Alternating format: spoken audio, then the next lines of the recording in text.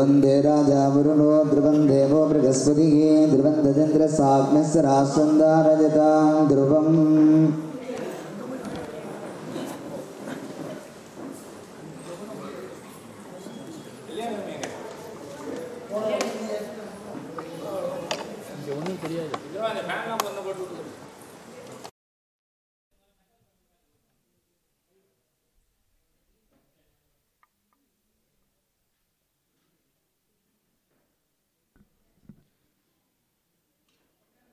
गन्धत्वारां दुरादर्शां नित्यपुष्टां करेशनेगीं ईश्वरीगं सर्वभूतानां त्वामेको भक्वजेश्रियम्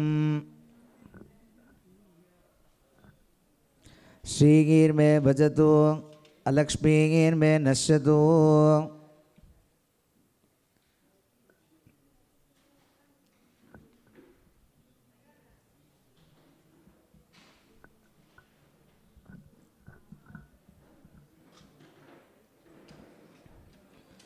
हृद्यास्पगवे नमसोपसद्या मित्रं देवमित्रते जन्नोऽस्तु अनुराधान् कविषा वर्धयन्तः सदञ्जीवेम शरदस्य वीराः दीर्घायुष्यमस्तु इदं ब्रह्म पुण्यमगे ब्रह्मा पुनातु दर्भे स्वासीनः दर्भान् धारयमानः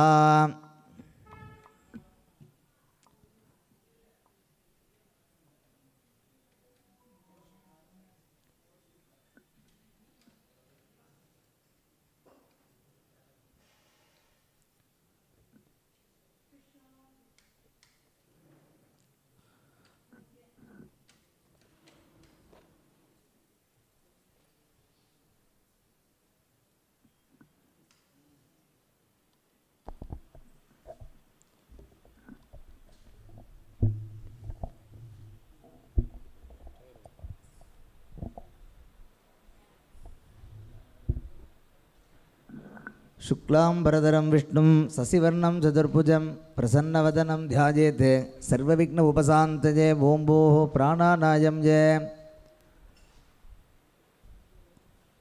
अच्युताय नमः अनंताय नमः गोविंदाय नमः अस्मद्गुरुभ्यो नमः अस्मत्परमगुरुभ्यो नमः तस्मै श्री गुरवे नमः सदाशिवसमारम्भां पूर्वाचार्यमध्यमाम् अस्मदाचार्यपर्यन्तां वन्दे गुरुपरम्पराम् ओं तदेव लग्नं सुदिनं तदेव ताराबलं चन्द्रबलं तदेव विद्याबलं दैवबलं तदेव लक्ष्मीपतेगे अङ्घ्रियुगं स्मरामि अपवित्रे पवित्रो वा सर्वावस्थान् गतोऽपि वा विस्मरेत् पुण्डरीकाक्षं सबाह्य अभ्यन्तर शुचिः मानसं वाचिकं पापं कर्मणां समुपार्जितं श्रीराम स्मरणेनैव यपोगयति न संशयः श्रीराम राम राम तिथिर्विष्णुः तथावारः नक्षत्रं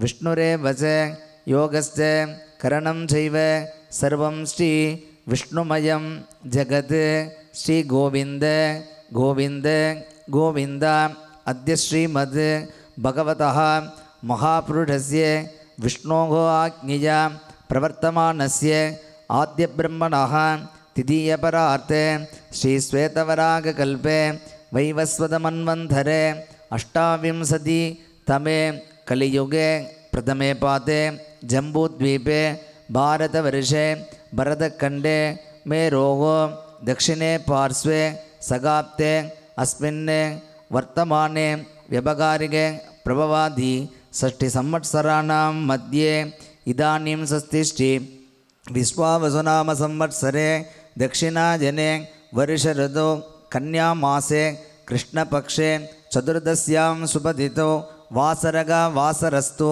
स्थिरवासरयुक्तायां पूर्वफल्गुनी नक्षत्र संयुक्तायां विष्णुयोग विष्णुकरण शुभयोग शुभकरण एवं गुणसकल विशेषेण विशिष्टायां अस्यां वर्तमानायां मंगल चतुर्दश्यां सुपतितो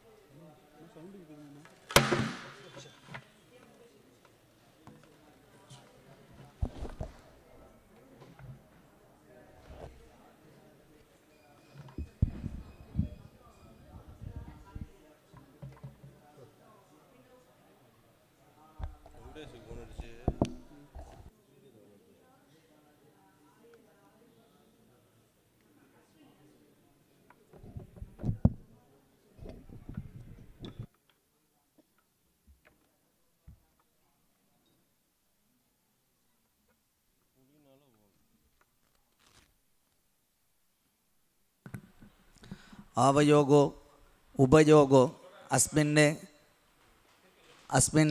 श्रीवत्स क्षेत्रवासिनः कौस्तुभ क्षेत्रवासिनः सर्वेषां भक्तमहाजनानां सर्वेषां सखकुटुम्बानां क्षेमस्थैर्ये वीर्यविजये आयुरारोग्ये ऐश्वर्याणाम् अभिवृद्ध्यर्थम् इष्ट काम्यार्थ सिद्ध्यर्थं चिन्तित मनोपल अवाप्त्यर्थं सर्वारिष्ट शान्त्यर्थं शत्रुपाद निवृत्त्यर्थं मनश्चित सकलकार्य जय प्राप्त्यर्थं शिरसाद पादपर्यन्तं समस्त ईदिपाद समस्त रोग निवृत्तिद्वारा क्षिप्र आरोग्य सिद्ध्यर्थं अस्खलित दृढ़धर पंच इंद्रिय सहित शरीर आरोग्य सिद्ध्यर्थं दीर्घायुष्मत् सिद्ध्यर्थं दीर्घ सौमांगल्य प्राप्त्यर्थं वेदोक्त आयुः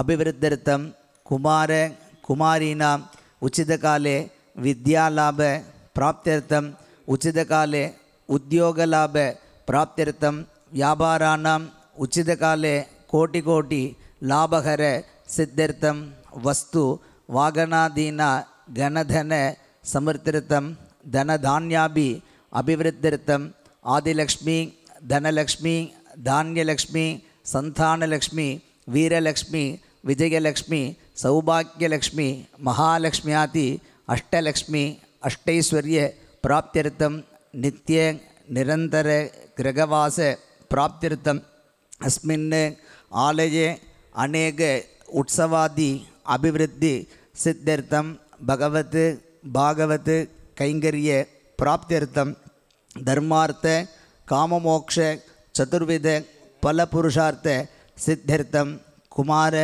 कुमारीणाम् उचितकाले उद्वागलाभ प्राप्त्यर्थं उद्वाग प्रतिबंधक दोष निवृत्त्यर्थं दंपत्योगो उचितकाले सत्संतानलाभ प्राप्त्यर्थं आयुः यशः तेजः विजयः विधिः सत्पुत्रः सत्पौत्रः सत्कलत्रः वीर्यं भोगं ख्याति धनं धान्यं धैर्यं ज्ञानं बलम् आरोग्यं सौन्दर्यं सर्वं सर्वथा अभिवृद्ध्यर्थम् अस्मिन् आलये श्री वेंकटेश स्मरण मात्रेण त्रिकाल संध्यावंदन पंचमहायज्ञाति चांद्राजन व्रतादीन सर्वफल अवाप्त्यर्थं कन्यामास विशेषतः वेंकटेश पूजा आराधन पूर्णफल सिद्ध्यर्थं स्थिरवासर विशेषतः वेंकटेशस्य आभरण आरोपणार्थम् आचार्यमुखेन अहम् अध्यकारयिष्ये तदङ्गम् आरम्भमुहूर्ते लग्न अपेक्षया आदित्यादीनां नवानां ग्रहाणाम् आनुकूल्यता सिद्ध्यर्थं यत्किञ्चित् हिरण्यदानं करिष्ये अपौपस्पृश्य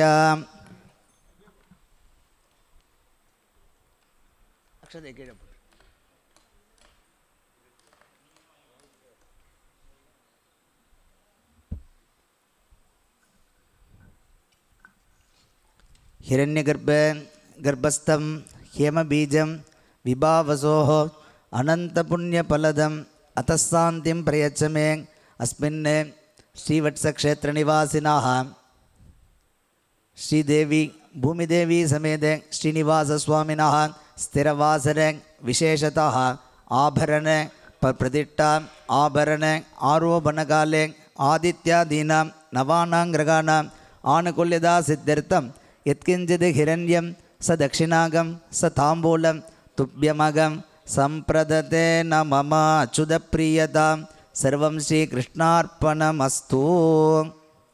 மயா சங்கல்பித பிரகாரேண உக்தபல சம்பிராப்தியர்த்தம் அஸ்மின் ஸ்ரீவத்ஸ க்ஷேத்திர நிவாசினः ஸ்ரீதேவி பூமிதேவி சமேத ஸ்ரீனிவாச சுவாமினः ஆலயே விசேஷதः கன்யாமாச ஸ்திரவாசர சாயங்காலே ஆபரண பிரதிஷ்டா ஆபரண ஆரோபணார்த்தம் ஆச்சாரியம் त्वां ऋणे घृतोस्मि करिष्यामि करिष्यामः.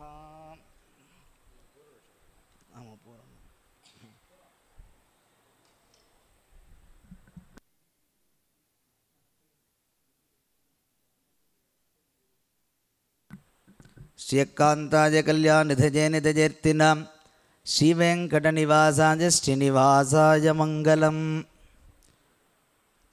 எம்பெருமானுடைய பரம கிருபா கடாட்சத்தோடு சர்வேஸ்வரன் அப்படிங்கக்கூடிய நாமாவோடு விளங்கக்கூடிய நமது ஸ்ரீனிவாச பகவான் இந்த புரட்டாசி மாதம் 30 நாளும் நாம் வழிபடக்கூடிய ஒரே தெய்வம். புரட்டாசி மாதத்தில் விநாயகர், துர்க்கை, சிவன், எம்பெருமான், நம்ம ஆலயத்திற்குரிய எம்பெருமான்னா நம்ம பெருமாளுக்கு எம்பெருமான்னு பெயர். ஸ்ரீனிவாசன், முருகன், இப்படி ஏனைய தெய்வங்களை ஒவ்வொரு நாட்களுக்கு ஒவ்வொரு விசேஷமாக சாஸ்திரங்களில் சொல்லப்பட்டிருக்கு.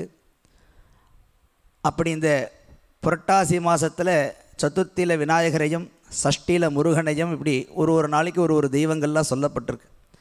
அந்த அனைத்து தெய்வம் இந்து மத கடவுளில் எத்தனை தெய்வத்தினுடைய சக்தி இருக்கோ எல்லா சக்தியும் ஒன்று சேர்ந்தது நம்ம ஆலயத்தில் இருக்கக்கூடிய வெங்கடேசன். அதனால தான் அவனுக்கு சர்வேஸ்வரன் அப்படிங்கக்கூடிய நாமா கிடச்சிது.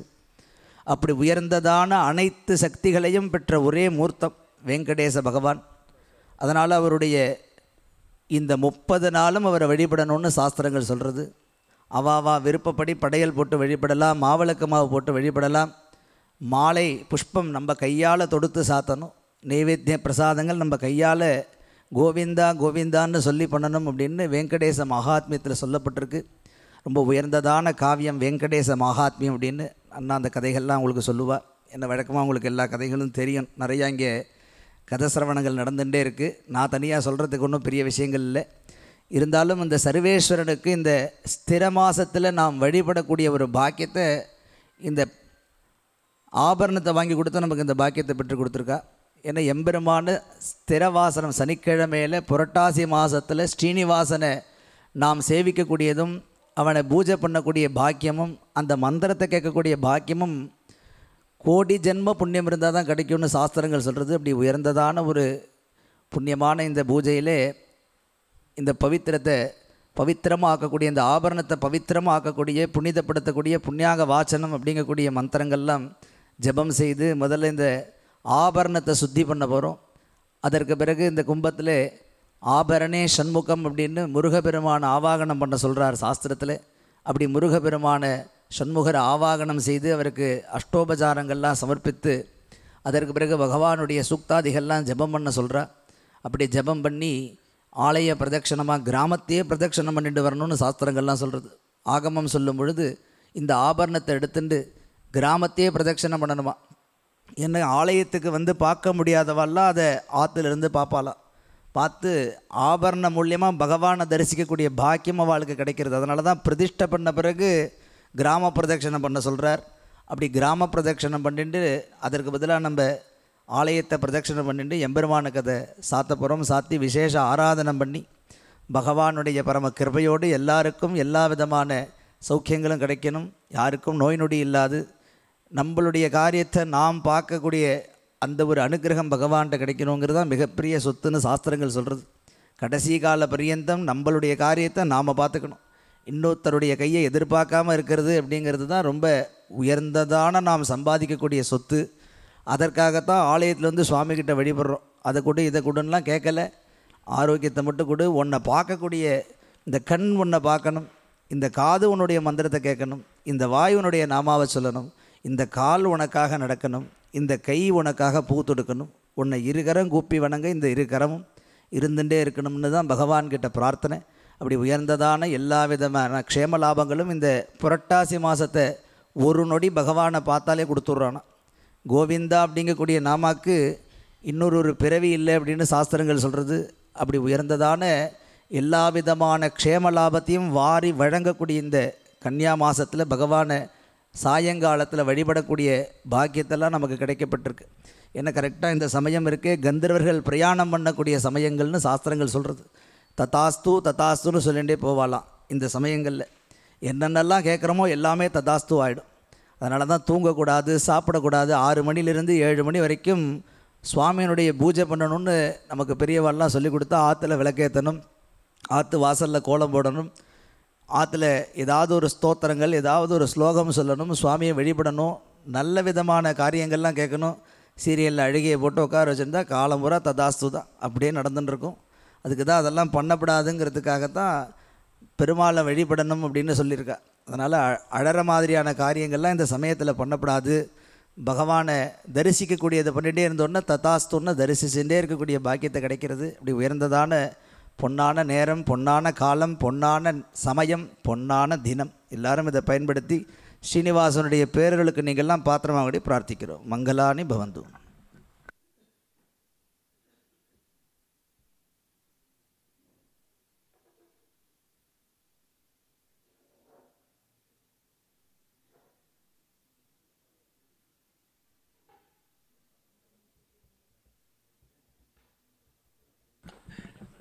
அரை மணி நேரம். சரி,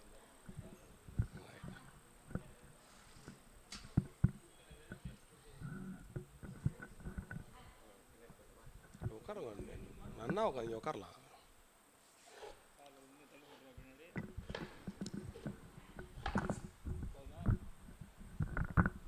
கொஞ்சம் லூஸாக இருக்கு பாருங்க.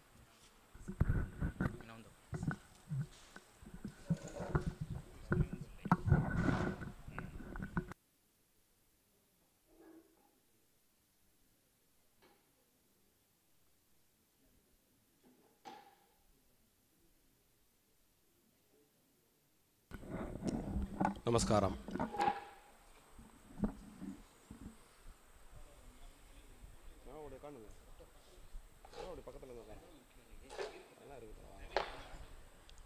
என்ன சொன்னார் அவர்? சண்முக பிரியாவா சொல்லியிருக்காரு. சுவாமிநாதனா பக்கத்தில் உட்கார்ந்ததெல்லாம் எனக்கு இன்னும் பலம் கூட.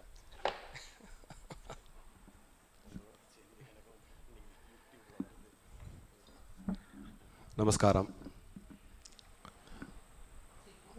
அனைவருக்கும் இனிய பக்தியுடன் கூடிய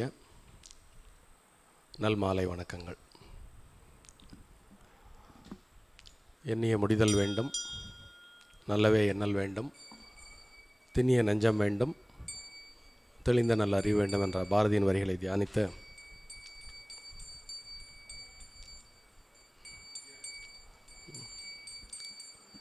இது போட்டுக்கலாமா? இருக்கலாமா? சந்தோஷம். புரட்டாசி மாதத்தினுடைய முதல் சனிக்கிழமை பட்டாச்சாரியார் அவருடைய அறிமுக உரையில் பெருமாளுடைய பெருமையும் புரட்டாசி மாதத்தின் விசேஷத்தையும் ரொம்ப அழகாக எடுத்து எம்பினார். ஸ்ரீவத்சத்தில் எல்லா நாளும் உற்சவங்களே. புரட்டாசி சனிக்கிழமை எல்லாருக்குமே தெரியும், அதனுடைய விவரங்கள் தெரியும், விவரங்கள் தெரியாது அப்படிங்கிறத தாண்டி புரட்டாசி அப்படின்னாலே பெருமாளுக்கு உகந்த ஒரு மாதம். எல்லாரும் தேடி தேடி சென்று திருப்பதி, உப்பிலியப்பன் கோயிலெல்லாம் வந்து இந்த புரட்டாசி மாதத்தில் வந்து வருடம் பூராகவுமே நிரம்பி வழிந்தாலும் இந்த புரட்டாசி மாதத்தில் இன்னும் அந்த பெருமாளை சேவிப்பதற்கு கூட்டம் அலைமோதும். எங்கேயாவது எட்டத்திலிருந்து பெருமாளை புரட்டாசி சனிக்கிழமை அன்னைக்கு அப்படி ஒரு கன நேரம் சேவிச்சிட மாட்டோமா அப்படிங்கிறது பக்தர்களுடைய தவம். எத்தனை முறை பெருமாளுடைய விசேஷம் என்னென்றால் அவர் ஒரு அலங்கார பிரியர். சர்வாலங்கார பூஷிதனாக நின்று கொண்டு உலகத்தை ஆசீர்வதித்து அனைவரின் பரிபூர்ண ஆசைகளையும் பிரார்த்தனைகளையும் பூர்த்தி செய்து எல்லோருடைய வாழ்வின் வளங்களையும் அனுதினமும் பெருமாள் நிறைவேற்றி கொண்டிருக்கிறார் என்று கூறினால் அது மிகையான கூற்றாக இருக்க முடியாது. அந்த வகையிலே புரட்டாசி மாதத்தின் சனிக்கிழமை எதனால் ஏற்றம் அப்படிங்கிறத பற்றி ஒரு சில சிந்தனை துளிகளை உங்களுடன் பகிர்ந்து கொள்ள அடியேன் விளைகிறேன்.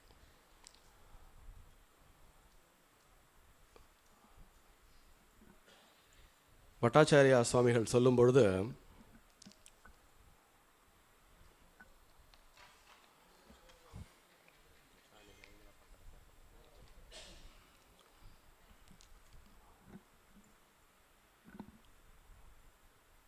இந்த மாதம் எல்லா தெய்வங்களையுமே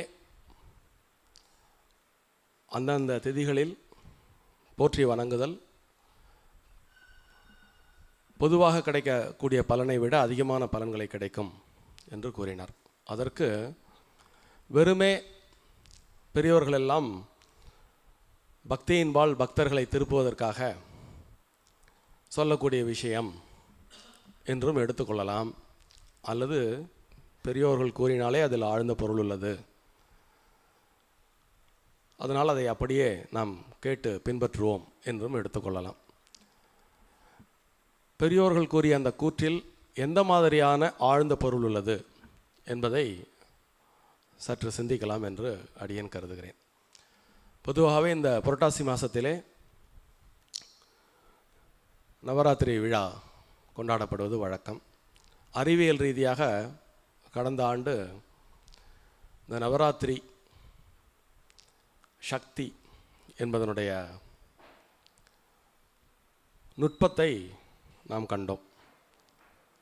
அந்த வகையில் இந்த புரட்டாசி சனிக்கிழமை, புரட்டாசியில் வரக்கூடிய சனிக்கிழமைக்கு என்ன விதமான ஏற்றம், ஏன் புரட்டாசியில் சனிக்கிழமை என்று பெருமாளை நாம் உவந்து வழிபட வேண்டும் என்பதை சற்று ஜோதிடத்தின் கண்கொண்டு ஆய்ந்து பார்க்கலாம் என்று அடியேன் எண்ணுகிறேன். இன்றைக்கி அவர் சங்கல்பம் பண்ணும் பொழுது பூர நட்சத்திரம் சொன்னார். பூரம் யாரோட நட்சத்திரம்? எப்படி எல்லாம் கூடி வருது பாருங்க. புரட்டாசி மாதம் சனிக்கிழமை சாயங்கால வேளை பூர நட்சத்திரம்.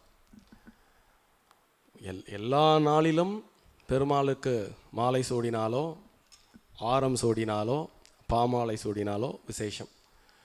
புரட்டாசி மாதத்தன்று வரக்கூடிய சனிக்கிழமை இன்றைக்கு பெருமாளைக்கு ஆரம் சூட்டி அழகு பார்க்க வேண்டும் என்று இவர்களெல்லாம் திருவுள்ளம் கொண்டிருக்கின்றனர்.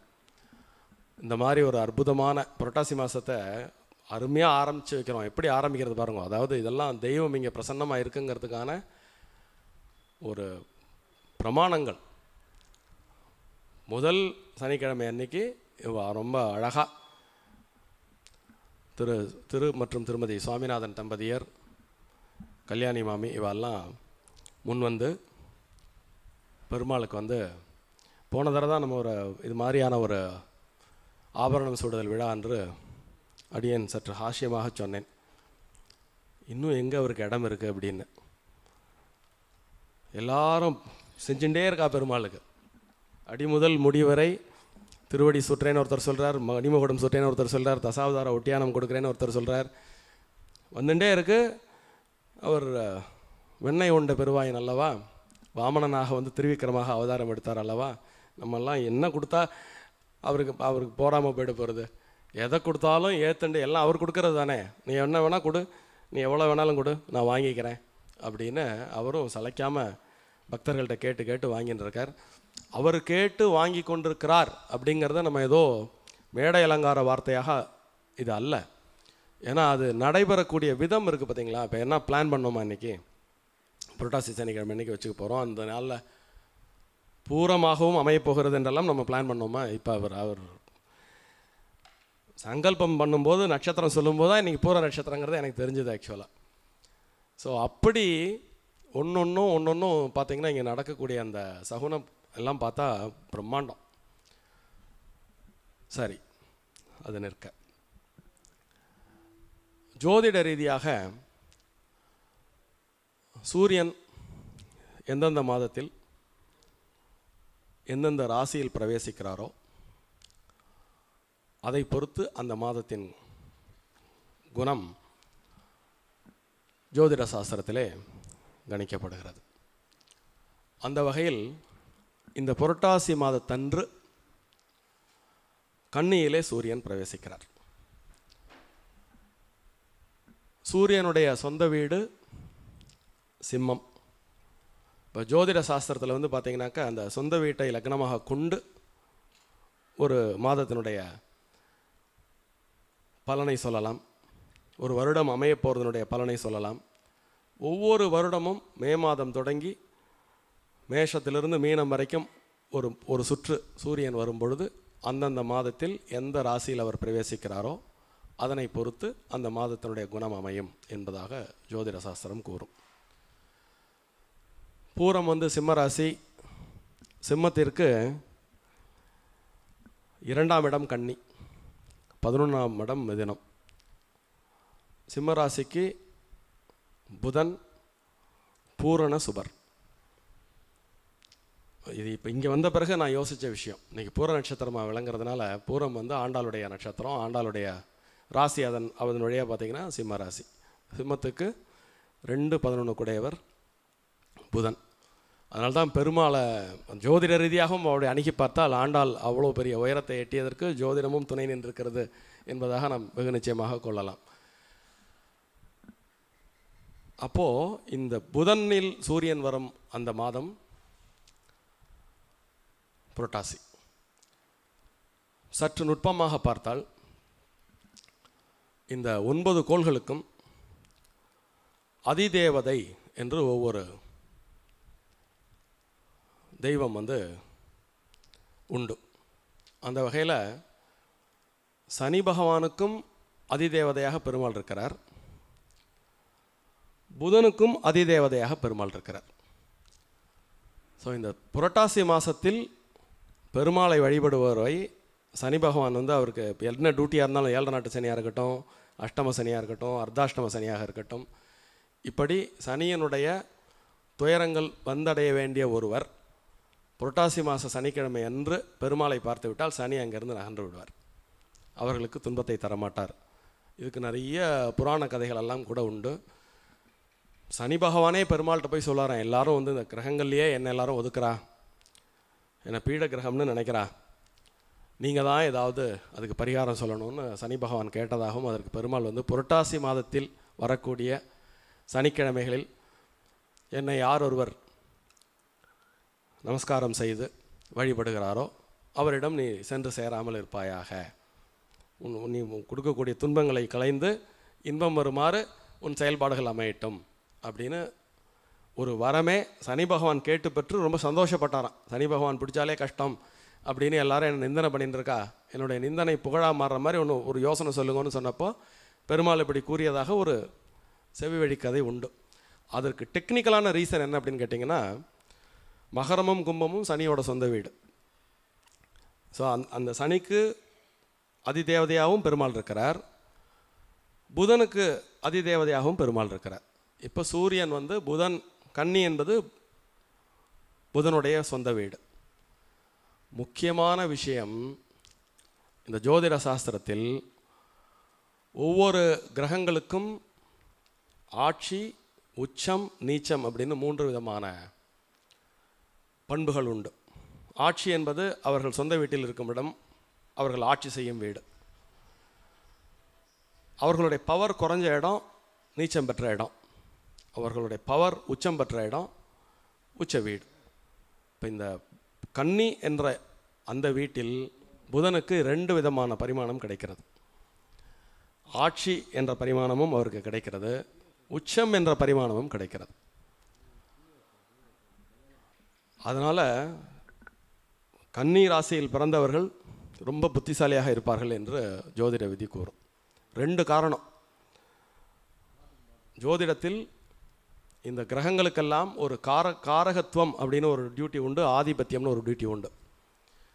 உலகத்தில் பிறந்த எல்லாருக்கும் காரகத்துவம் பொதுவானது. ஆதிபத்தியம் அவரவர்கள் பிறந்த லக்னத்தை பொறுத்து மாறுபடும். ஸோ காரகத்துவம் அப்படின்னு பார்த்தா புதனுடைய காரகத்துவம் வித்யா காரகத்துவம். அப்போது புதன் உச்சமடையக்கூடிய அந்த வீட்டில் சூரியன் வரும் பொழுது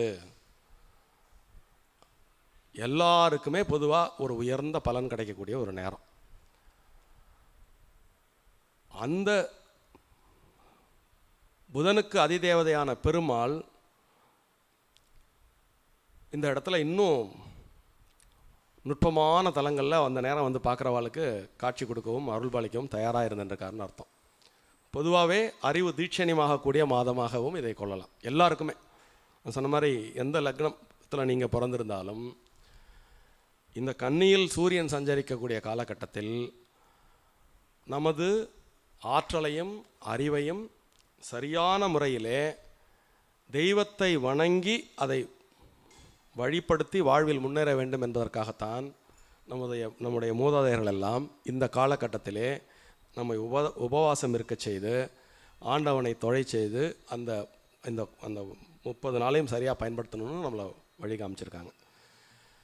இன்னும் ரொம்ப நுட்பமான தலங்களில் சொல்லணும்னா, சனி வந்து இந்த கன்னியிலிருந்து அடுத்து துலாத்துக்கு போகும்பொழுது உச்சமடைகிறார். சனி பகவானுடைய ஆற்றல் கொஞ்சம் உச்சத்தில் கிட்டத்தட்ட அதிகப்படியாக வரக்கூடிய நேரம் இது இந்த மாதம்.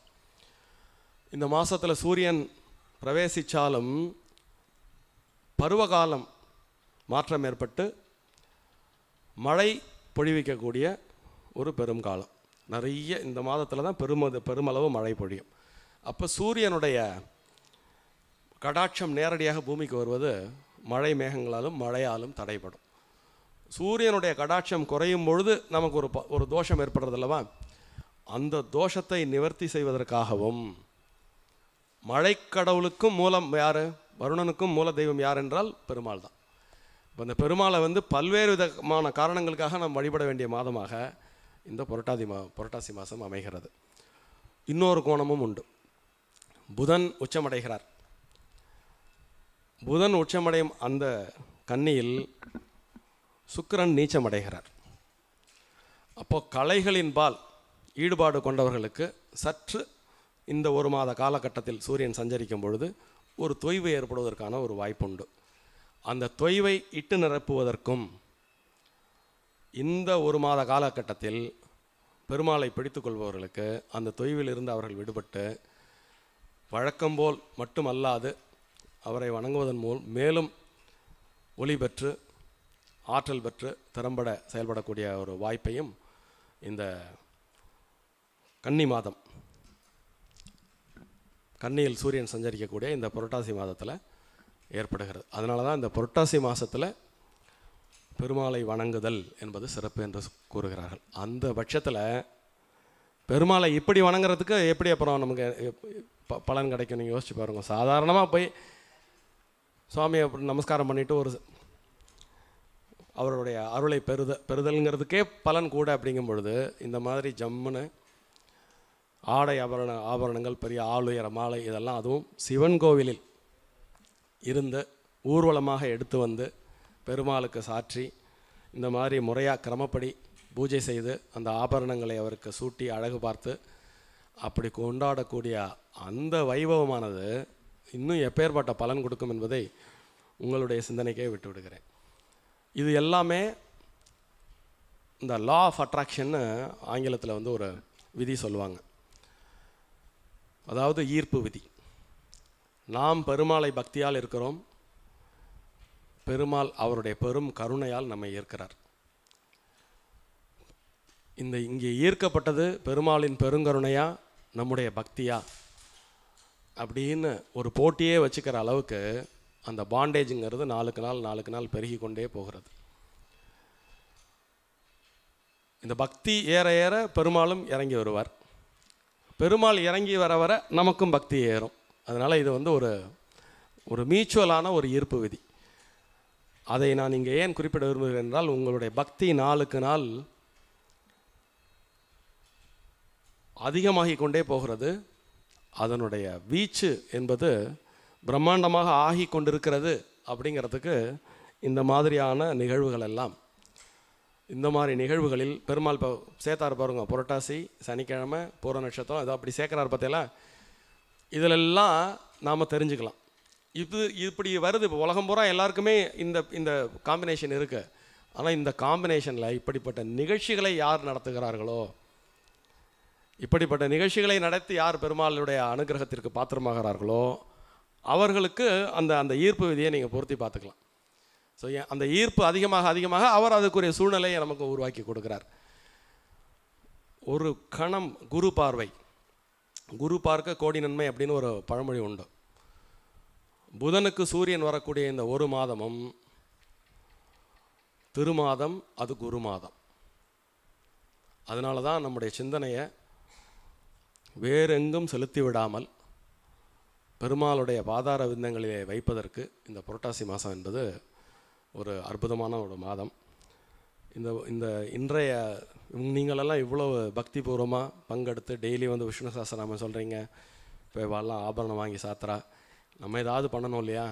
அதனால் ஒரு சிறு முயற்சியாக இன்றைக்கு ஒரு பதிகம், ஒரு 10 பாடல்களை வெண்பா இலக்கணத்தில் இயற்ற ஒரு முயற்சி செய்திருக்கிறேன். அதை உங்கள் முன்னாடி அரங்கேற்றம் செய்கிறேன்.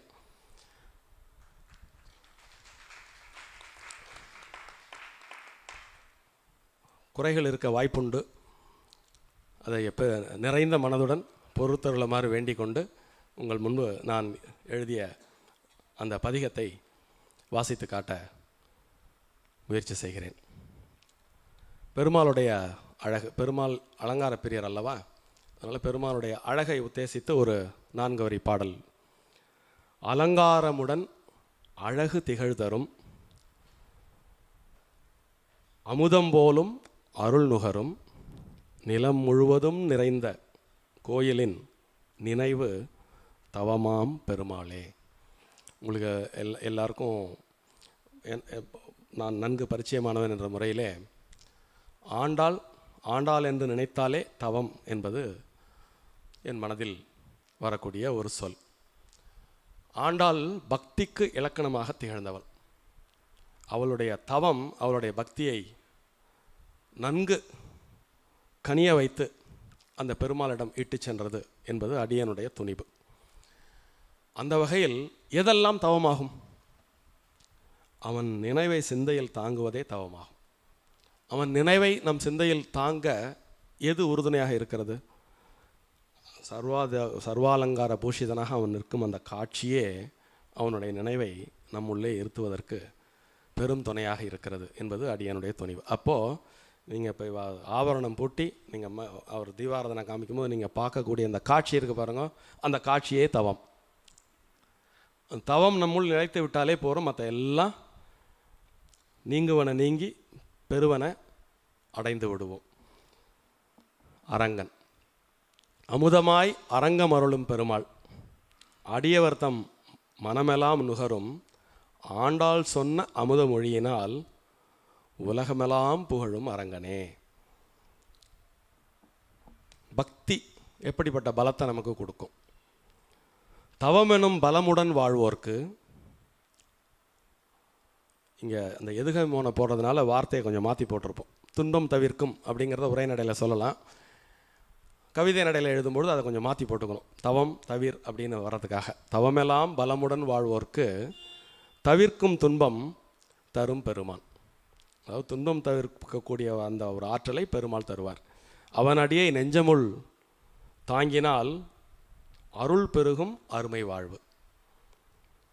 ஆண்டாள் அனுபூதி. கோயிலெனில் மலரென விரிந்தவள். நம்மளுடைய புரிதல் படி பார்த்திங்கன்னா ஸ்ரீவில்லிபுத்தூரில் அந்த துளசி நந்தவனத்திலிருந்து வந்தவள் அல்லவா? அதனால் கோயிலெனில் மலரென விரிந்தவள். கோதை சொன்ன அழகு மொழிகளால் ஐயன் திருவடியை நாடுவார், ஆயுள் முழுவதும் இன்பம் பெறுவர். ஒரு பக்தன் எப்படி கடவுளை பார்க்குறான்? கண்ட கணம் பெருமாள் தரிசனம், கனவினும் காண இயலா நலம். இந்த ஒரு கணம் அந்த பெருமாளை நம்ம பார்க்கும்போது நமக்கு கிடைக்கக்கூடிய பலன் என்னென்னா, நம்முடைய அறிவு கொண்டு என்ன பலன் வேண்டும் என்று நீங்கள் கனவு காண முயற்சி பண்ணுகிறீர்களோ அந்த முயற்சியெல்லாம் தாண்டிய நலனை அவர் கொடுப்பார் அந்த ஒரு கணத்தில். கண்ட கணம் பெருமாள் தரிசனம், கனவிலும் காண இயலா நலம், அண்டமெல்லாம் புகழும் திருவடி, அணைய வல்லார் அமுதம் பெறுவர்.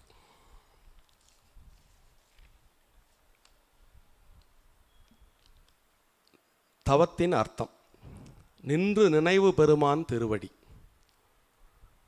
நெஞ்சமெல்லாம் நுகரும் பக்தர்கள் அன்றும் இன்றும் தவம் செய்கின்றனர். அமுதமே அது அருளின் வழி. நம்ம வைணவத்தில் பெருமாளுடைய நிலைகளை 5 நிலைகளை கூறுவர். அது 5வது நிலையாக அர்ச்சாவதாரம் சொல்லுவாங்க. அதுதான் ஏற்றம் பெற்ற அவதாரமாக நன்கு பொருளுணர்ந்த மகான்கள் எல்லாம் உரைப்பர்கள். காடெங்கும் எழுந்து நிறைந்ததோர் கோவிலில் பெருமான் திகழ்கின்றார். நாடெங்கும் வணங்குவர் நல்குவார், நாதன் அருள் உலகம் புகழ்கின்றது. அவருடைய அருள் நதி போல் பாய்கிறது. அருளமுதம் பெருகிடும் அரங்கத்தில் அடியவர் தம் மனமெல்லாம் நிறைகின்றது. திருவடியின் செல்வம் தருமே இன்பம், சிறந்த வாழ்வு தரும் பெருமாள். பெருமாளே அப்படின்னு அந்த ஏகாரத்தோடு அதை முடிச்சிருப்போம். அதை முடிக்கும்போது எனக்கு குறிப்பாக, எல்லாருக்கும் நிறைய பேருக்கு அந்த அனுபவம் உண்டு, குறிப்பாக பெருமாள் பேரில் இவ்வளோ பெரிய ஒரு ஆர்வத்தையும் பக்தியையும் கொள்வதற்கு ஏதுவாக இருந்தது ஆண்டாள் அருளி செய்த திருப்பாவையும் அவளுடைய நாச்சியார் திருமொழியும் தான்.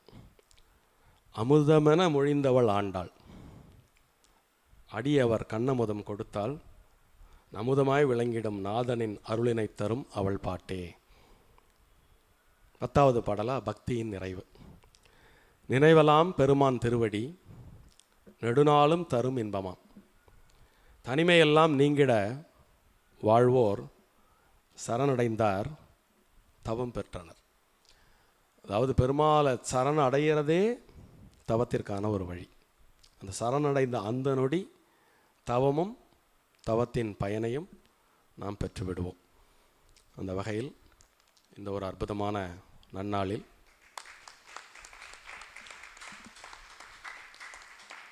பெருமாளுக்கு ஆபரணம் சூட்டி அழகு பார்த்து பெருமாளின் அருளை நீங்கள் அனைவரும் பெற்று உங்கள் சந்ததியினரும் பெற்று வாழ்வாங்கு வாழ்ந்திட பெருமாளை பிரார்த்தித்து நன்றி கூறி அமைகிறேன். நன்றி. இந்த நிகழ்ச்சிக்கு இந்த மாதிரி ஆபரணம் வாங்கி கொடுத்த அந்த பெருமகனார் அவர்களுக்கு உங்கள் அனைவரின் சார்பாக நன்றியை தெரிவித்துக் கொள்கிறேன். ஆபரணம் வாங்கி கொடுத்தது மட்டும் இல்லாமல் இந்த நிகழ்ச்சியை சீரும் சிறப்பமாக நல்ல ஜம்முன்னு கானத்துடன், அதாவது நாதஸ்வரம் தவில் இந்த மாதிரி ஒரு அற்புதமான நாதத்துடன் லைவாக நாதஸ்வரமும் தவிலும் ஒரு இடத்துல முழங்கினாலே அந்த இடத்துலேருந்து தீய சக்தி இந்த இடத்துலலாம் இருக்க வாய்ப்பே கிடையாது. முழங்க முழங்க முழங்க முழங்க தீமை அகன்று நன்மை பெருகி கொண்டே இருக்கும். அதனால தான் அதுக்கு மங்கள வாத்தியம் அப்படின்னு பேர். அந்த மாதிரி மங்கள இசையுடன் அவளும் இங்கே எப்போ வந்தாலும் ரொம்ப மனமுருக மெய்யுருக அருமையாக வாசிக்கிறாங்க அவங்க. அதே மாதிரி நம்ம ராஜா பட்டாச்சாரியாரை பற்றி நாள் பூரா சொல்லிகிட்டே இருக்கலாம். அவருடைய மைத்துனர் அவர்கள் எப்பொழுது வந்தாலும் முறைப்படி எந்த காரியத்தை எடுத்துக்கொண்டாலும் அதை முறைப்படி செய்து அதன் பலனை அனைவருக்கும் எப்பொழுதுமே, ஆங்கிலத்தில் ஒரு பழமொழி உடைய well begun is half done அப்படின்னு. அப்போ முழுமையாகவே ஒரு காரியத்தை கிரமப்படி செய்யும்பொழுது அது ஃபுல் டன் அல்ல, 100 மடங்கு முழுமையாக ஒரு காரியத்தை செய்ததற்கு ஒப்பாகும். அது மாதிரி இப்படி எல்லா விதத்திலும் உங்களுடைய பெரும் பக்தியால் இந்த இடம் நாளுக்கு நாள் மெருகேறிக்கொண்டே போகிறது. பெரும்பாலும் மனமகிழ்ந்து இது போன்று நிறைய நிகழ்ச்சிகளை அவர் ஏற்படுத்தி நம்மையும் மகிழ்ந்து நம்மை ஆசீர்வதித்துக் கொண்டிருக்கிறார் என்று கூறி நன்றி கூறி அமைகிறேன். நன்றி.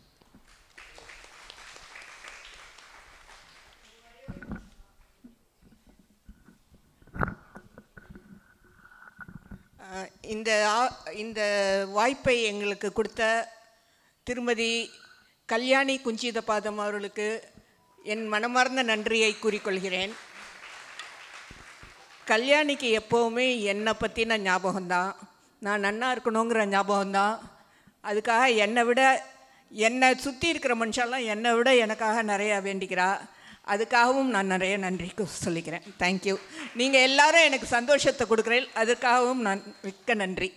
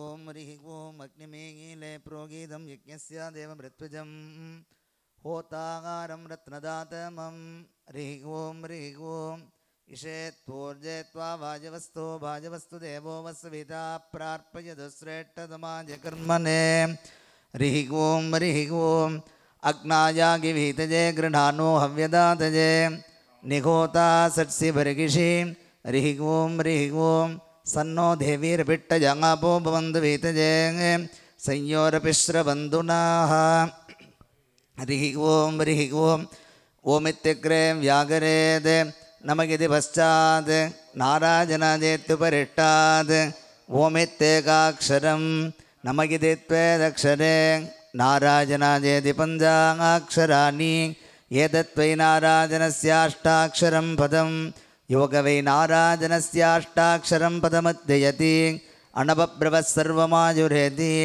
विन्दते प्राजापत्यं राजस्पोषं कौपत्यं ततो मृतस्त्वमस्नुते इति यजेवं वेद यत्युपनिषत् अदाग्नो नित्यगोमान्ते विष्णो नित्यार्चा सर्वदेवार्चा भवति अग्निर्वै देवानामो विष्णुपरमस्वतन्त्रेण सर्वाण्या देवतागागिति ब्राह्मणं तस्मात् गृहे परमं विष्णुं प्रतिष्ठाप्य सायं प्रातर्गोमान्ते अर्चयति यज्ञेषु विघ्नं तत्सम्पूर्णं भवति इति श्रुतिः द्विजादतीन्द्रितो नित्यं गृहे देवायतने वा भक्त्या भगवन्तं श्रीमन्नारायणमर्चयेत् तद्विष्णोः परमं पदकं गच्छति इति विज्ञायते तं दृष्ट्वा सत्रगन्तारं मकर्षीणां सुखावगं बभूव दृष्टा वैदेही वर्तारं परिडस्वजे तासामाविरभूत्सौरिसयमानमुखाम्बुजा पीताम्बरधरस्रग्वी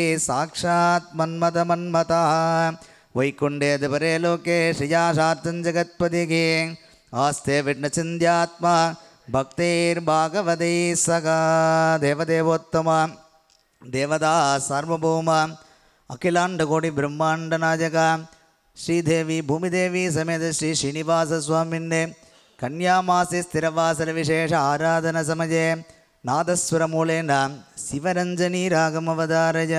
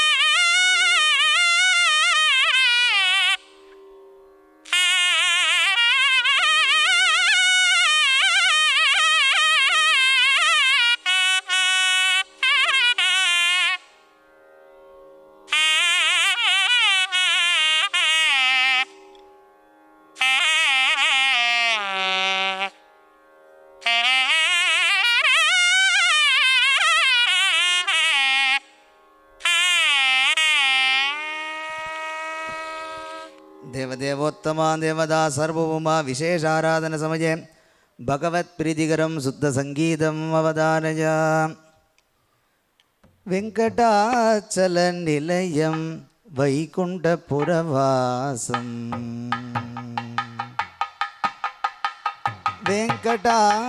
वेङ्कटाचलनिलयं वैकुण्ठपुरवासं पङ्कजनेत्रं परमपवित्रं पङ्कजनेत्रं परमपवित्रं चङ्गचक्रधर चिन्मयरूपं वेङ्कटाचलनिलयं वैकुण्ठपुरवासम्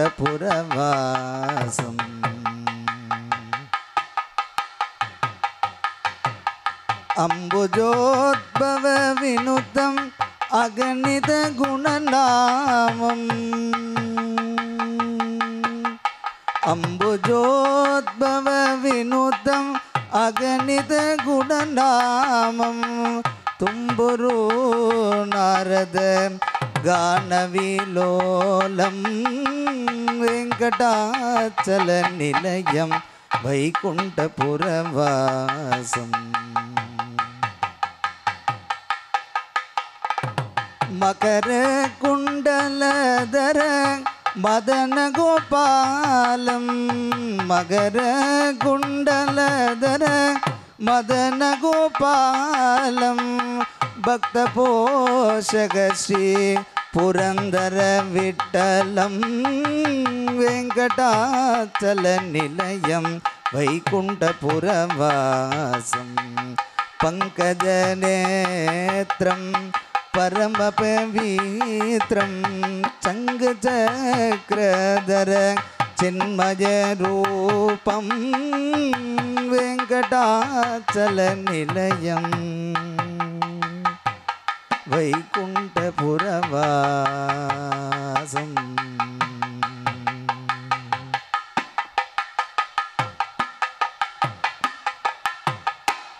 देवदेवोत्तमा देवदासर्भूमा विशेषाराधन समये बेरीवाद्यमूलेन आदितालम् अवधारय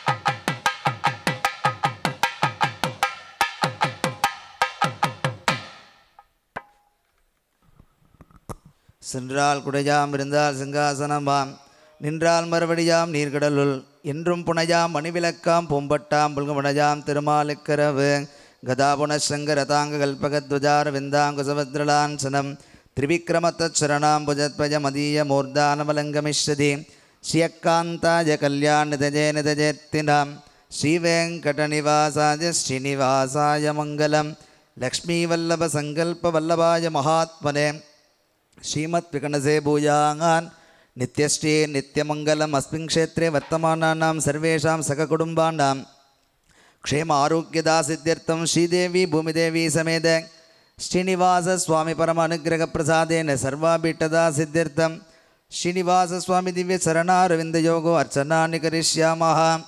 ओं वेङ्कटेशाय नमः। ओं वृषदिग्गोचराय नमः। ओं सत्यज्जनगिरीशाय नमः। ओं मेरुपुत्रगिरीशाय नमः। ओं शेषाद्रिनिरजाय नमः। ओं विष्णवे नमः। ओं वृषभात्रिपतये नमः। ओं कुमारकल्पसेव्याय नमः। ओं वज्रदृग्विषजाय नमः। ओं रामाय नमः। ओं पद्मनाभाय नमः। ओं सतावायस्तुताय नमः। ओं त्यक्तवैकुण्ठलोकाय नमः। ओं गिरिकुञ्चविकारिणे नमः। ओं हरिचन्दनगोत्रे नमः। ओं शङ्कराद्यान्द्रजविषाय नमः। ओं कृष्णाय नमः। ओं वेङ्कटाय नमः। ओं सनकातिमहायोगिपूजिताय नमः। ओं श्वेतपीतवस्त्रमुक्त पूजिताङ्घ्रियुगाय नमः। ओं शेषपर्वतपद्मप्रकाशनाय नमः। ओं सानुतापसताक्ष्याय नमः। ओं तार्क्ष्याचलनिवासिने नमः। ओं मायाकूटविमानाय नमः। ओं गरुडस्कन्दवासिने नमः। ओं अनन्तशिरसे नमः। ओं अनन्ताक्षाय नमः। ओं अनन्तचरणाय नमः। ओं श्रीशैलनिलयाय नमः। ओं दामोदराय नमः। ओं नीलमेघनिभाय नमः। ओं ब्रह्मादिदेवदुर्दर्शविश्वरूपाय नमः। ओं वैकुण्ठागतसन्मोहगतविमानन्दग्रस्ताय नमः। ओं वासुदेवाय नमः। ओं हरये नमः। ओं तीर्थपञ्चकवासिने नमः। ओं वामदेवप्रियाय नमः। ओं मार्कण्डेयमहातीर्थजातपुण्यप्रदाय नमः। ओं नारायणकेशाय नमः। ओं श्रीये नमः। ओं धृत्ये नमः। ओं पवित्रे नमः। ओं प्रमोदायिन्ये नमः। हरिण्ये नमः। पौष्णे नमः। चौन्ये नमः। मख्ये नमः। महालक्ष्मी नमः। श्रीदेवी भूमिदेवी समेत श्री वेङ्कटेशपरब्रह्मणे नमः। स्वस्ति प्रजाप्य परिपालयन्तां न्यायेन मार्गेण मगिं मगीषाः गोब्राह्मणेभ्यः शुभमस्तु नित्यं लोकाः समस्ताः सुखिनो भवन्तु। काले वर्षतु पर्जन्य पृथिवी सस्यशालिनी देशोऽयं क्षोभरहितो ब्राह्मणाः सन्तु निर्भयाः स्वामिनः सत्यमन्त्रार्था सत्या सकबला सन्ति भवन्तो महान्तो न गृह्णन्तु अस्य देवदेवेशस्य भगवतो नारायणस्य श्रियपदेगे पुरुषोत्तमस्य श्रीमदखिलाण्डकोटिब्रह्माण्डनायकस्य आलयाश्रितसीतालक्ष्मणसमेत गोदण्डरामस्वामिनः लक्ष्मीनृसिंहस्वामिनः गोतानायिका हनुमत्समेतस्य श्रीदेवी भूमिदेवी समेत श्री श्रीनिवासस्वामिनः आलये कन्यामास स्थिरवासरविशेषतः आभरण आरोपणसमये मन्त्रलोपे तन्त्रलोपे द्रव्यालोपे श्रद्धालोपे नियमलोपे सत्यपि सर्वं साङ्गं यथा शास्त्र अनुष्ठितं भोजादिति भवन्तो महान्तो न गृह्णन्तु अयं दिव्यालयः नित्योत्सव पक्षोत्सव मासोत्सव संवत्सरोत्सव डोलोत्सव ब्रह्मोत्सव पवित्रोत्सव समीप्रकरणोत्सव कृत्तिका दीपोत्सव अनेक उत्सवादि अभिवृद्धिसिद्धिर्भूजादिति भवन्तो महान्तो न गृह्णन्तु अयं दिव्यालयः षट्कालपूर्ण आराधनं भूजादिति भवन्तो महान्तो न गृह्णन्तु अयं दिव्यालयः आलय यजमानानां स्थापकानाम् अधिकारीणां कारयितॄणां प्रेरयितॄणां धन उपकारीणां धान्य उपकारीणां शरीर उपकारीणां सर्वेषां भक्तमहाजनानां सर्वेषां श्रीवत्सवासीनां क्षेमस्थैर्य वीर्यविजय आयुरारोग्य ऐश्वर्याणाम् अभिवृद्धिसिद्धिर्भूजादिति भवन्तो महान्तो न गृह्णन्तु अयं दिव्यालयः अनेन भक्तमहाजनानाम् आयुः यशगा तेजगा विजयगा विदिगी सत्पुत्रः सत्पौत्रः सत्कलत्रः वीर्यं भोगं ज्ञाति धनं धान्यं धैर्यं ज्ञानं बलम् आरोग्यं सौन्दर्यं नित्यश्री नित्यमङ्गलं सर्वं सर्वथा अभिवृद्धिकरं भूजादिति भवन्तो महान्तो न गृह्णन्तु सर्वे जनाः सुखिनो भवन्तु समस्तसन्मङ्गलानि सन्तु अयं धर्मः उत्तरोत्तराभिवृद्धिरस्तु।